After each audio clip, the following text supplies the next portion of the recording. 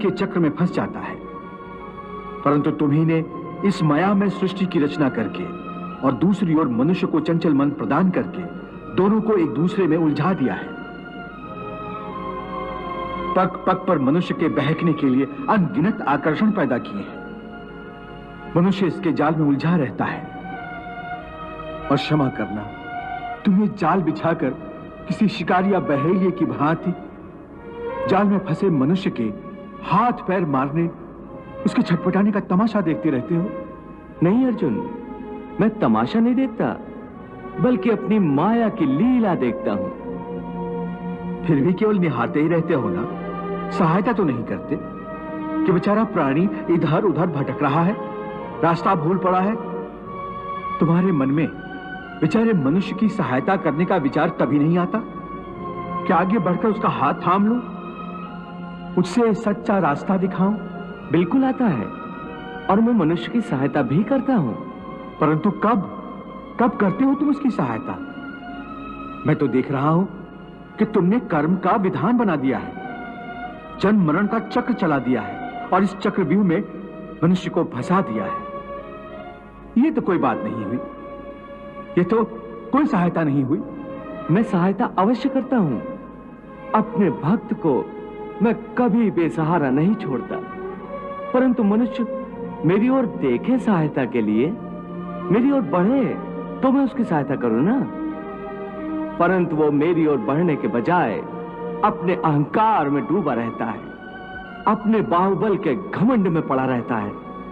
वो तो इस भ्रम में पड़ा रहता है कि संसार में उससे बढ़कर कोई नहीं है।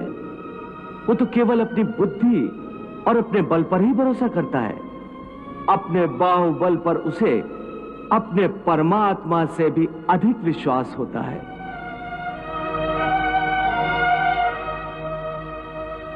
अपने रास्ते से भटके हुए मनुष्य की सहायता के लिए आखिर तुम उससे क्या चाहते हो? क्या तुम्हें सोने चांदी के चढ़ावे चाहिए? क्या तुम अपने भक्तों से स्वादिष्ट और पंच पकवान चाहते हो? मैं मनुष्य से एक श्रद्धा के अतिरिक्त कुछ नहीं चाहता, कुछ नहीं मांगता। वो मेरे प्रति बड़े बड़े चढ़ावे न चढ़ाए। सोना, चांदी, घी, चंदन और पकवान के चढ़ावे मुझे नहीं चाहिए। श्रद्धा और भक्ति भाव से एक फल, एक फूल, फूल की एक पत्ती, जल का एक कतरा या चावल का आधा दाना ही सही, मैं उसको भी भक्त की श्रद्धा से कहीं अधिक श्रद्धा से स्वीकार कर लेता हूं। पत्रम पुष्पम फलम तोयम यो मे भक्त्या प्रयच्छति तद अहम भक्ति उपहृतम अश्नामि प्रयतात्मनः। अरे इतना भी ना हो सके तो श्रद्धा या भक्ति का एक आंसू ही सही, मैं उसे भी कबूल कर लेता हूं। श्रद्धा में डूबे उस एक आंसू में मेरा सारा अस्तित्व सराबोर हो जाता है। भक्ति अथवा पश्चाताप का ये आंसू चाहे लाखों पाप करने के बाद अंतिम क्षण में क्यों न बहाया गया हो, मैं उस अनुपम भेंट को भी स्वीकार कर लेता हूं और मनुष्य के सारे पापों को उस आंसू से धोकर उसे नवजात शिशु की तरह निष्पाप कर देता हूं, उसका कल्याण करता हूं, उसे मुक्ति देता हूं। केवल एक फल, फूल या पत्ते को अर्पण करने पर ही मुक्ति दे देते हो। फिर कर्म विकर्म, पाप पुण्य, धर्म विधान सब यूं ही रह जाते हैं। ये धर्म, ये विधान और उसके सारे सिद्धांत तो चंद्रमा और अनगिनत तारों की भांति होते हैं, जो अधर्म और अज्ञान के अंधकार में झिलमिलाते रहते हैं। परंतु जब भक्ति का सूर्य उदय होता है तो ये सब के सब छुप जाते हैं। अर्थात भक्ति का स्थान इतना ऊंचा है कि धर्म भी उसके सामने तुच्छ हो जाता है। हां, परंतु आसक्ति से रहित भक्ति, जिसके लिए किसी पंडित प्रवचन किसी पूजा सामग्री की कोई आवश्यकता नहीं। हाँ, केवल एक शर्त है। वो शर्त क्या है मधुसूदन? पूर्ण श्रद्धा और पूर्ण भक्ति से अपने आप को, अपने सारे कर्मों को मेरे प्रति समर्पित कर दो। बस मैं अपने ऐसे भक्त को सब कुछ भुलाकर उसे मुक्ति दे देता हूं। सर्वधर्मान परित्यज्य मामेकं शरणं व्रज, अहम त्वा सर्व पापेभ्यो मोक्षयिष्यामि मा शुचः। वाह प्रभु वाह। भगवान, प्रभु ने आज कितनी भावुकता से अपने प्रभुत्व की विशालता और उदारता का रूप अर्जुन के माध्यम से सारे संसार को दिखा दिया है। हाँ देवी, प्रभु के ये अमृत वचन सारी मानव जाति के कल्याण के लिए है। भगवान श्री कृष्ण ने मनुष्य के कल्याण और मोक्ष के सारे रास्ते दिखा दिए, जिन्हें अपनाकर ज्ञानी ध्यानी मोक्ष प्राप्त कर सकते हैं। और अंत में साधारण से साधारण मनुष्य की आसानी के लिए सबसे सहल और आसान रास्ता भी बता दिया, भक्ति का रास्ता। हे अर्जुन, भक्ति का स्थान इतना ऊंचा है कि अपने सच्चे भक्तों की मैं स्वयं भक्ति करता हूं। ये क्या कह रहे हो मधुसूदन? भला परमात्मा होकर तुम किसी भक्त की भक्ति कैसे कर सकते हो? यदि परमात्मा भी भक्त हो गया तो फिर दोनों में क्या अंतर रह जाएगा? यही अंतर तो मिटाना चाहता हूं मैं। भक्त और भगवान के बीच कोई सीमा रेखा नहीं खिंचती। भक्ति तो भगवान और भक्त के बीच एक पवित्र रिश्ता है।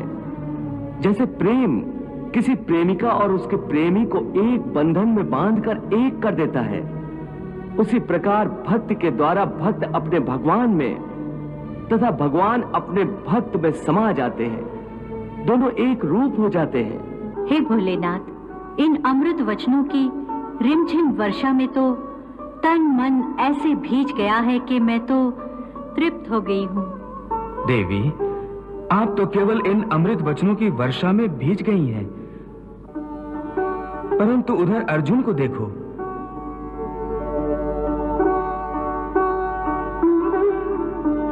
इस अमृत वर्षा में तो उसका पूरा अस्तित्व, उसकी आत्मा तक ऐसे बदल गई है जैसे वर्षा के पश्चात धरती हरा जोड़ा पहनकर दुल्हन बन जाती है। ज्ञान की गंगा में स्नान करके अर्जुन सबसे अधिक निहाल हो गया है। हे मधुसूदन, ये कहना तो बहुत आसान है कि तुम मन पर काबू पा लो, मन के स्वामी बन जाओ, परंतु यही तो सबसे दुष्कर कार्य है। हे केशव, मन तो वायु की तरह चंचल है। जिस प्रकार बहती हुई हवा पर काबू पाना असंभव है, इसी प्रकार इस चंचल मन को अपने अधीन करना अति दुष्कर काम है। हे अर्जुन, तुम्हारा यह कहना सत्य है कि मन अति चंचल है। उसे अपने वश में करना बहुत मुश्किल है। मुश्किल है जनार्दन, असंभव है। नहीं अर्जुन, मुश्किल अवश्य है, परंतु असंभव नहीं है। तुम्हारा कहना है कि मन को वश में करने का कोई तरीका, कोई साधन भी है? अवश्य है। क्या है वो तरीका? असंशयम महाबाहो मनो दुर्निग्रहम चलम अभ्यासेन तु कौन्ते वैराग्येण च गृह्यते। अर्थात मन को वश में करने के लिए उस पर दो तलवारों से प्रहार करना पड़ता है। एक तलवार अभ्यास की है और दूसरी तलवार है वैराग्य की। अभ्यास और वैराग्य? हाँ, अभ्यास और वैराग्य। देखो अर्जुन, अभ्यास का अर्थ है निरंतर अभ्यास। मन को एक काम पर लगा दो, वो वहां से भागेगा, उसे पकड़ कर लाओ, वो फिर भागेगा, उसे फिर पकड़ो। ऐसा बार बार करना पड़ेगा। जैसे घोड़े का नवजात शिशु एक क्षण के लिए भी स्थिर नहीं रहता, क्षण क्षण में इधर उधर फुदकता रहता है, उसी प्रकार मन भी क्षण क्षण में इधर उधर फुदकता रहता है। एक चंचल घोड़े की तरह मन भी बड़ा चंचल होता है,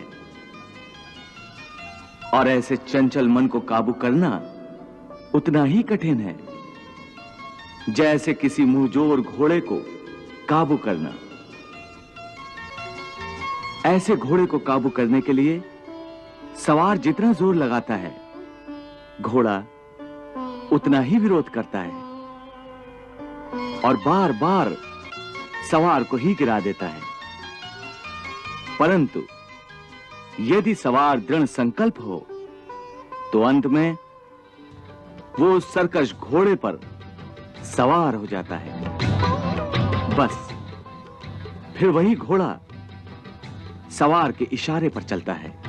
उसी प्रकार मन को भी नियंत्रण की रस्सी में बांधकर बार बार अपने रास्ते पर लाया जाता है, तो अंत में वो अपने स्वामी का कहना मानना शुरू कर देता है। इसी को कहते हैं अभ्यास की तलवार चलाना। जब अभ्यास की तलवार से ही मन ठीक रास्ते पर आ जाए, फिर वह दूसरी वैरागी की तलवार की क्या आवश्यकता है? उसकी आवश्यकता इसलिए है कि एक बार ठीक रास्ते पर आ जाने के बाद मन फिर से उल्टे रास्ते पर न चला जाए, क्योंकि उल्टे रास्ते पर इंद्रियों के विषय उसे सदा ही आकर्षित करते रहेंगे। मिथ्या, भोग, विलास और काम की तृष्णा उसे फिर अपनी ओर खींच सकती है। इसलिए मन को यह समझना जरूरी है कि वो सारे विषय भोग मिथ्या हैं, असार हैं, योग माया के द्वारा उत्पन्न होने वाले मोह का भ्रम है। मन जब इस सत्य को समझ लेगा तो उसे विषयों से मोह नहीं रहेगा, बल्कि उससे वैराग्य हो जाएगा। और यही वैराग्य की तलवार का काम है कि वो विषयों के मोह को काट के मन को संन्यास